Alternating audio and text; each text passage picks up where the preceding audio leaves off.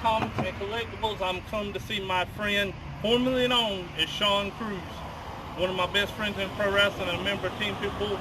We're coming here to talk about comics and collectibles.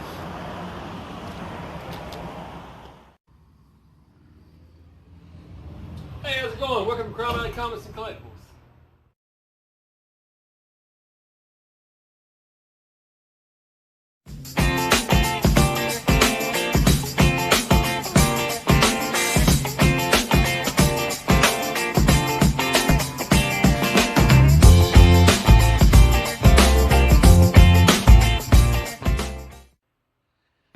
Hey Shaun, thanks for having me here today. It's a wonderful store. I'm glad to come. Let's talk some about the store.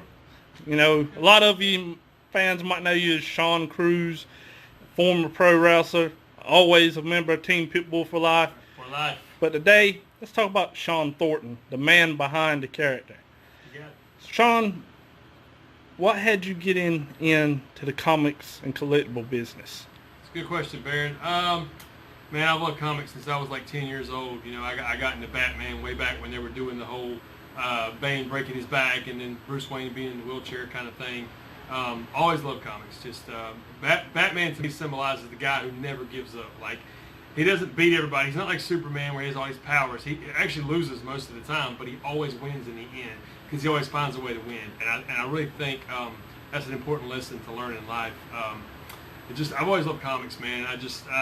Something about it, just that escape, I guess, is the best way to put it. Like, you know, it's no different than reading a book, but you got these cool pictures to look at, right? So, yeah, but obviously, you know, the wrestling, I departed from my original idea for a while, but, you know, things have worked out where we're able to do it now. You know, I've put the wrestling in the background, and now it's all about the comic stores.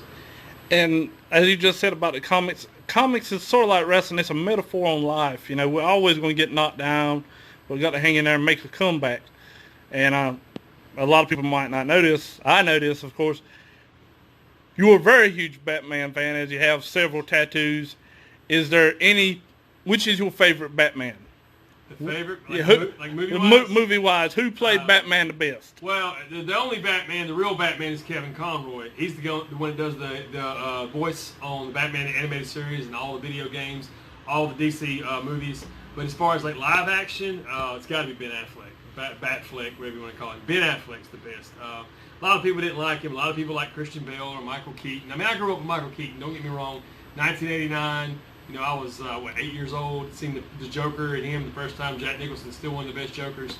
But as far as comic books, you go back to like the Dark Knight Returns, and that's kind of what Ben Affleck's playing, was that Batman, the older, grizzled, you know, Robin's been killed and that kind of thing. And I really hope he comes back. There's a rumor, we're hoping he's supposed to come back and do a show on HBO Max, the new streaming series. So hopefully, you know, we'll get him back there again. But yeah, definitely Ben Affleck. So if Ben Affleck's the best, who has been the best Joker? Oh man, you're trying to give me some hate mail.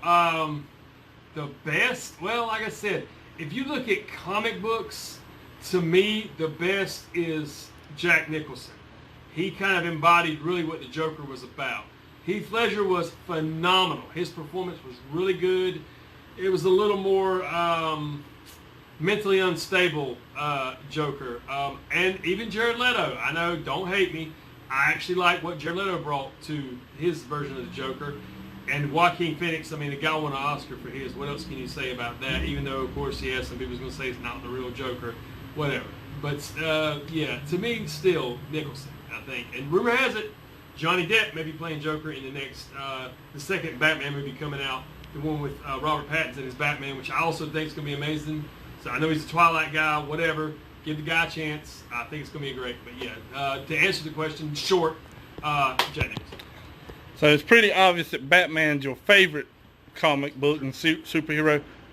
Who is the most underrated or the most slept on comic book? The most slept on comic book? Wow, that is a good question.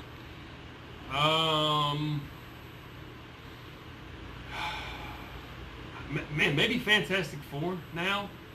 They're doing a lot of good things with Fantastic Four story right now. I know there's been 3 movies that not been so great. Although the last one I enjoyed. I mean, I'm not hard to please when it comes to movies and comics. As a kid, I can only imagine seeing my comic heroes on the big screen. So when I see those movies now, I kind of still look at it with that kid mentality and just enjoy it for what it is and not try to nitpick it apart. But yeah, if you don't like, Fantastic Four is great. Ghost Rider's amazing. Yeah, and as far as DC's side, anything Justice League. I mean, yeah, Justice League's pretty popular, but you've got some secondary characters like Green Lantern. A lot of people don't give Lantern enough credit. Green Arrow, a lot of people don't give him enough credit. So yeah, that's just some of the stuff that's just underrated. Okay. This has become a popular thing here lately, spoilers. How do you feel about spoilers, and what do you think should be done to avoid spoilers of upcoming movies? Well, first of all, if you got a friend who spoils everything, get you a new friend.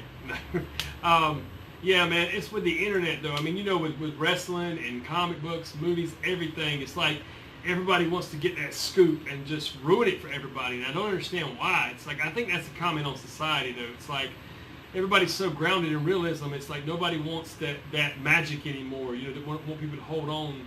It's like, I just want to watch the magician. I don't care how he does his tricks. I don't care what the inside tips are or whatever. Just let me enjoy the magic. So yeah, spoilers, man. Spoilers suck. I don't know where I used to put it. I'll never forget. My buddy, I got back from seeing this first Scream movie. He called me on the phone. Man, you got to see this movie. It's so great. And there's this and this. Dude, don't tell me. And it ends up being 2 killers in the end. I literally hung the phone up on him and didn't talk to him for like a week. So that's how I feel about spoilers. As far as what to do about them, just avoid the internet, I guess, until you can go see a movie for yourself, maybe. Or if, like, say it's wrestling based and you want to watch Raw that night, just don't look at the internet that day and watch Raw for yourself and be surprised. I don't know. But yeah, spoilers are no bueno. So it's very obvious the movies and comics tie into each other. Do you think video games today is doing these comics any justice, or are they bringing in new fans? Or Oh, absolutely. Absolutely, man. There's been some killer games. I mean, the whole Batman series, the Rocksteady Studios did, especially Arkham Knight, was amazing. Of course, the Avengers game is coming out, I think, later this year for PS4. They just announced Spider-Man Miles Morales, which is going to be phenomenal for PS5 later this year. Yeah, I really think it's a great thing, no matter what platform you use, to bring new viewers or new readers into the comic scene, especially kids, man. Here at the store we have, like, My Little Pony, Incredibles, that kind of stuff too. If kids aren't taking the books, give them a comic. I mean, I know comics had a bad stigma back in the day and whatever, but reading's reading. If you can get a kid to read something and get them to understand and enjoy learning that way, do it. So yeah, I really think it's a good thing overall. And you brought up a good point. I mean, we're living in a time where reading's not considered popular, but if you find a topic that sparks interest, I mean, it increases the vocabulary and increases creativity. I mean, comics seem like the perfect outlet to get a child to get into reading. Is that how you got into reading comics, or? Well, no, actually, my brother taught me to read when I was really, really young. He gave me reading the newspaper. But no, I really, as far as finding comics, I found video games first. I guess maybe it was a natural progression from there, but I remember the first time I ever went to a bookstore and I saw a Batman comic. It's just like, it just spoke to me. I don't really know how else to say it. The artwork and everything with it. And when I first started, just like, okay, so we're in this digital age now. So you can get comics online, you can scroll on your tablet or your smartphone and read them, but I can't, man. I want to have that comic book in my hand. I want to feel the pages. I want to smell the ink. Like, there's just no feeling about it. I mean, I guess I'm just a purist or a naturalist when it comes to stuff like that. Well, Shaun, it's good to have a comic book store back here in Lumberton. The last one I remember was down by the courthouse downtown, and that was many years ago. Thank you again for your time, and tell us where we can find Crime Alley Comics and Collectibles and your hours, if you don't mind. Absolutely, man, and thanks for coming by and doing this video. Yeah, we're open Monday through Saturday from 3 p.m. to 7 p.m. So 6 days a week. Come by, get your comic on. We also have collectibles, pop figures, which are really popular right now. And if we don't have it, let me know, and I will do my absolute best to get it for you. So, and we're here at 2402 east of Elizabethtown Road in Lumberton, North Carolina. We're actually part of the welding shop, and we're right across from Pier 41 Seafood. So basically, you can come, check out comics, get collectibles, and eat good all in the same day.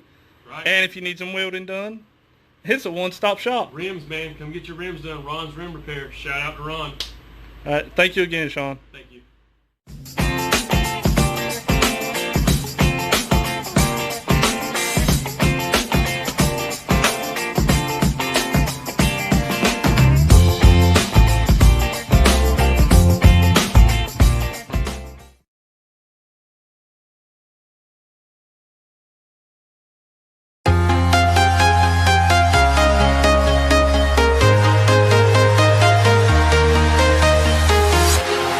Walking alone, the streets are empty.